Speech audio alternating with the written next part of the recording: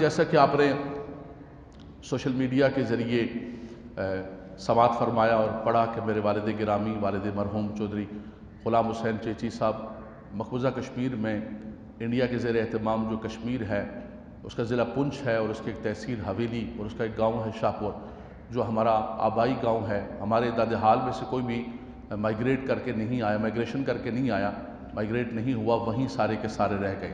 نانحال میرا ادھر تھا, والدہ ہماری 5 دن میری عمر تھی اور فوت ہو گئی تھی. تو اتفاق ایسا ہوا کہ نہ میں نے والدہ کو دیکھا اور نہ والد کو دیکھا, اور بچپن جو ہے بڑی مشکلات کے اندر کٹا. اللہ نے کاٹ دیا, رب نے کرم کر دیا. لیکن آج منگل کے دن رات کو ان کا وصال ہوا.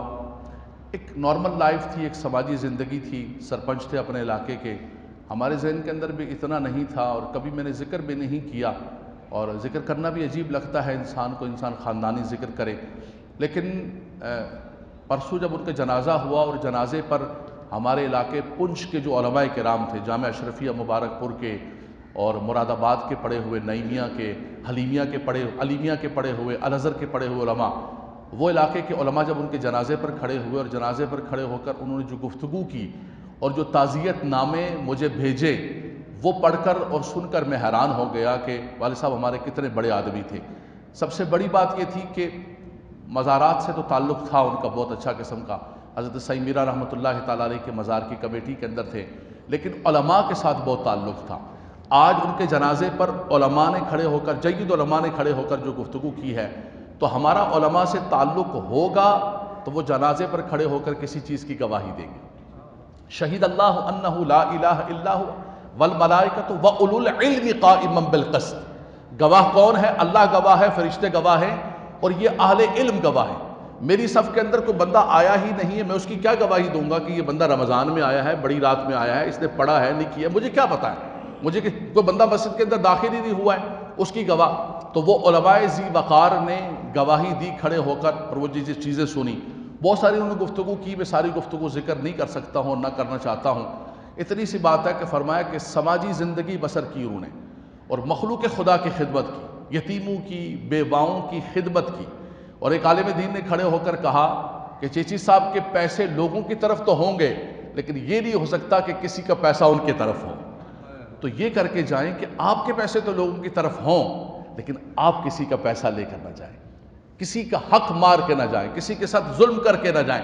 جنازے پر کتبے لے کے کھڑے نہ ہو لوگ کہ پہلے ہمارے پیسے دو, اس کے بعد جنازہ دفنایا جائے گا. یہ سب سے بڑی ہمارے لیے, میرے لیے, میرے بچوں کے لیے, میں نے اپنے بچوں سے کہا.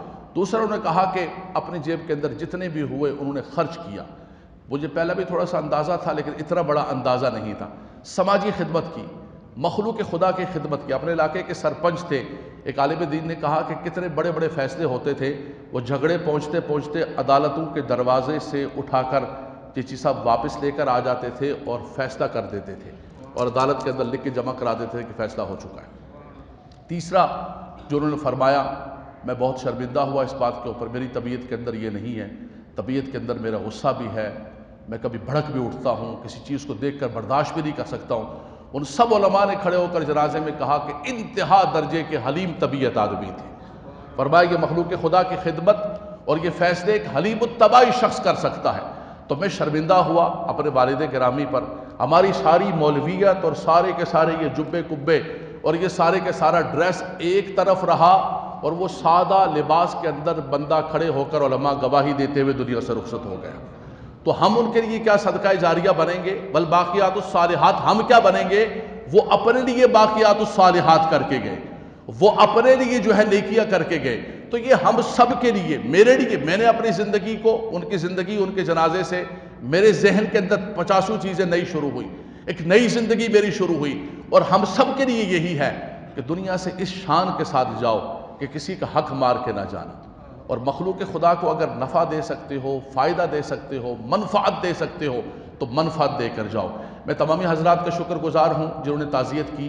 پوری دنیا سے علماء کرام نے, برطانیہ کے علماء نے, امریکہ کے علماء نے, کینیڈا کے علماء نے, ہندوستان کے علماء کرام نے, ہمارے پنچ کے علماء کرام ساتھ کھڑے رہے, پاکستان کے علماء کرام نے تعزیت فرمائی, خوبصورت کلمات کہے. اللہ ان کی دعاؤں کے صدقے میرے والد مرحوم کی بخشش و مغفرت فرمائے.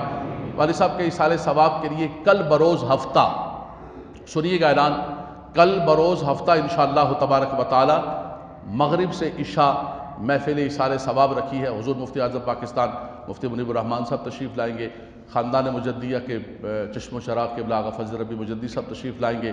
اگر آپ کے پاس وقت ہے تو کل مغرب کی نماز آپ نے یہیں پر ادا کرنی ہے۔